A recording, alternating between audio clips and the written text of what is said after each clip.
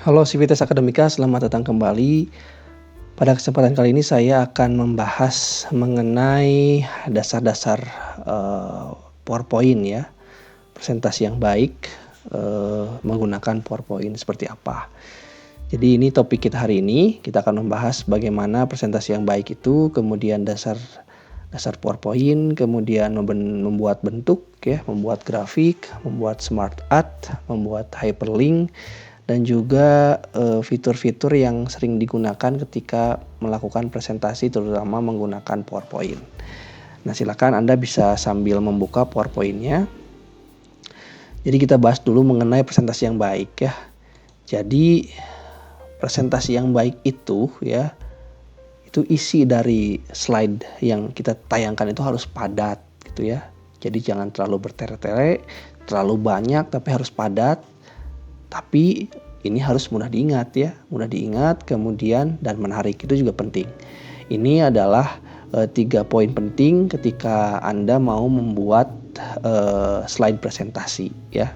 Baik itu mau di tugas perkuliahan atau di pekerjaan, intinya sama. Nah, jadi PowerPoint itu sebetulnya kan harus ada power bagi si presenternya dan juga audiensnya menangkap poinnya gitu. Jadi jangan sampai tidak punya power dan tidak punya poin. Jadi harus memiliki power bagi presenternya dan audiensnya menangkap poin yang ingin disampaikan. Begitu. Jadi penting ketika kita mau melaksanakan presentasi atau mau menyampaikan sesuatu melalui slide presentasi, kita mengemas tayangan presentasi yang menarik, diingat dan isinya padat, isinya daging semua begitu ya. Nah, kemudian ada hal-hal yang perlu diperhatikan ya. Pertama itu, silakan untuk mengefisiensikan jumlah slide ya. Jadi slide-nya efisien ya, sehingga waktunya juga bisa efisien untuk dilakukan presentasi. Lalu gunakan huruf yang mudah dibaca gitu ya. Nah, jangan terlena dengan huruf-huruf grafiti, kemudian hiasan-hiasan atau yang lainnya. Jadi gunakan huruf yang mudah dibaca, jelas, tegas begitu ya. Nah, hindari huruf-huruf jenis yang handwriting gitu ya. Nah, seperti itu.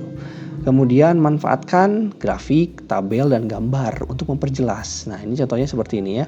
Saya berikan, ini grafik, tabel, ya. Berikan ilustrasi supaya audiens lebih ingat gitu ya. Nah, ini menggunakan dua coding theory ya. Jadi ada dua informasi sekaligus ya dalam bentuk gambar dan juga dalam bentuk verbal berupa teks.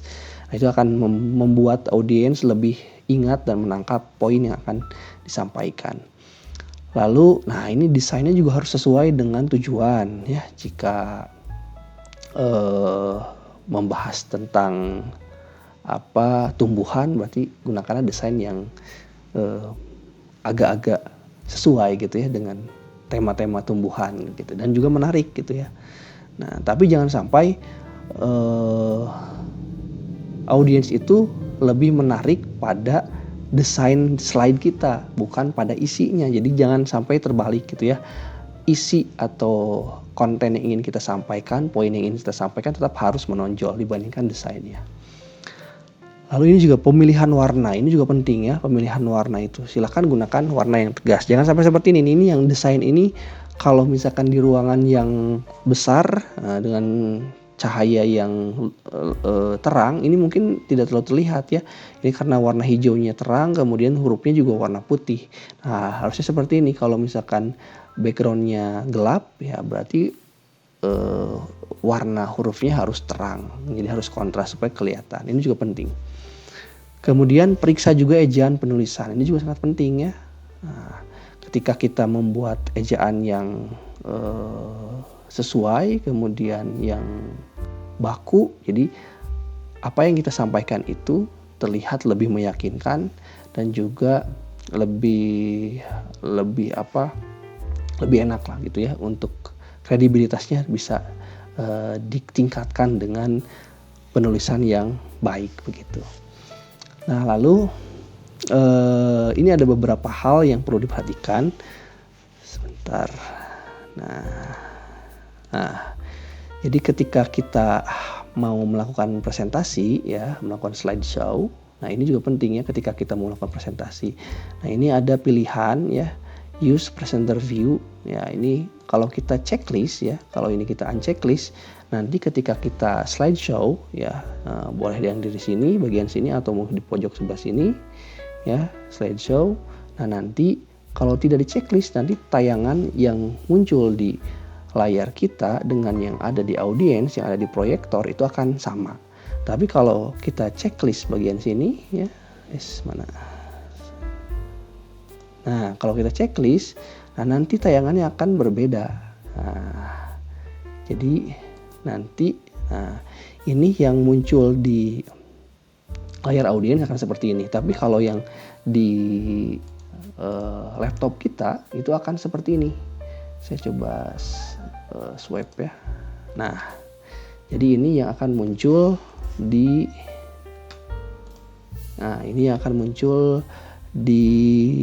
laptop kita. Di laptop kita. Jadi yang tadi itu muncul di audiens, ini laptop kita. Ya, enaknya di laptop kita ini ada beberapa fitur yang tidak akan dilihat oleh audiens. Yang pertama, nah di sini ada, saya kembalikan ya. Nah, sedangkan misalkan kita sedang ada di slide, nah kita memilih slide seperti ini. Nah, ini kan ada dipilih slide.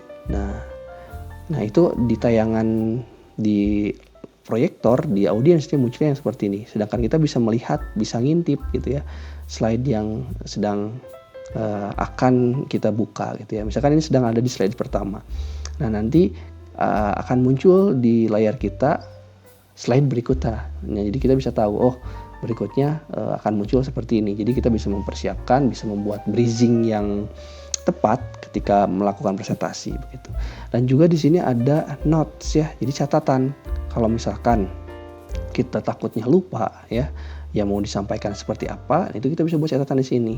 Bagaimana melihatnya, membuatnya ya, itu di sini di bagian, nah di bagian sini, di bagian bawah sini ini ada notes. Kalau kita klik, nah ini kita bisa buat catatan. Ini adalah catatan. Nah begitu ya.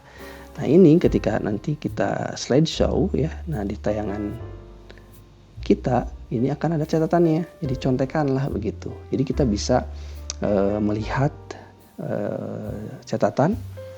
Kalau kita lupa gitu ya apa yang mau disampaikan, itu bisa kita buat catatan di sini. Dan audiensnya tidak tahu begitu. Nah kemudian di sini juga ada time ya, jadi waktu kita presentasi itu berjalan di sini, dimulai slideshow. Jadi kita bisa tahu, oh kita sudah presentasi 15 menit. Kalau misalkan dibatasi waktunya, kita bisa melihat gitu ya. Nah, seperti itu. Nah, di sini ada display setting. Tadi kalau di swap ya, ini ada swap. Itu dia jadi tukeran ya, layarnya. Kemudian di sini kita bisa gunakan juga pointer gitu ya. Kemudian pen dan seterusnya ya. Nah, kemudian ini juga kita bisa lihat seluruh slide. Nah, ini ketika kita lihat seluruh slide, orang lain tidak akan melihat tayangan seperti ini. Jadi yang mereka lihat atau audiensnya itu hanya slide ini begitu. Nah, kemudian ini juga ada zoom ya, ada zoom. Nah, ini kalau kita membuat tulisan yang kecil, nah ketika kita perlu detail itu bisa kita zoom. Nah, itu kan mempermudah audiens melihat detail yang ingin kita sampaikan. Nah, seperti itu. Kemudian kalau ini kita bisa klik, nah itu jadi blank dulu. Nah, seperti itu ya.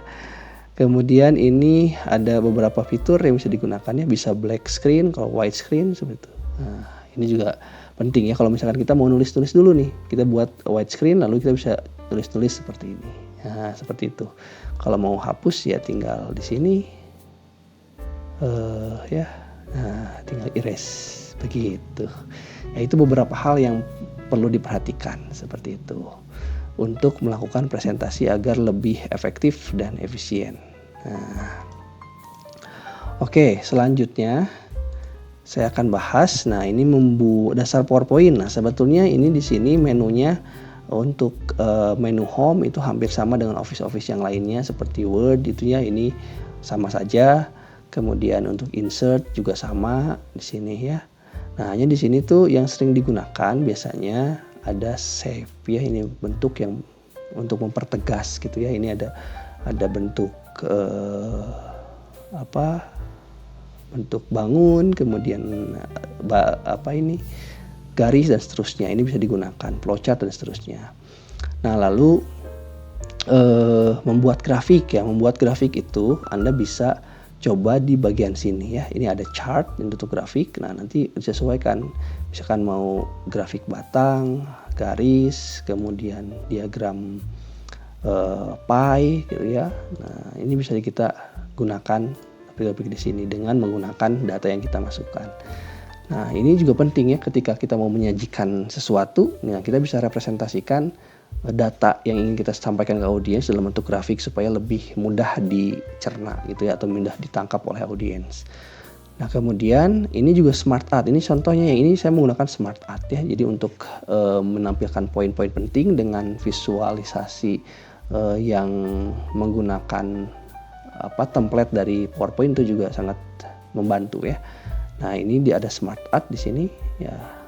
Nah, ini ada list. Kalau misalkan kita mau punya daftar yang mau disajikan, kalau mau dalam bentuk proses ini juga ada. Kemudian ini dalam bentuk cycle ya, siklus. Kemudian ada hierarki, misalkan ada bagan dan sebagainya. Kemudian ada hubungan ya.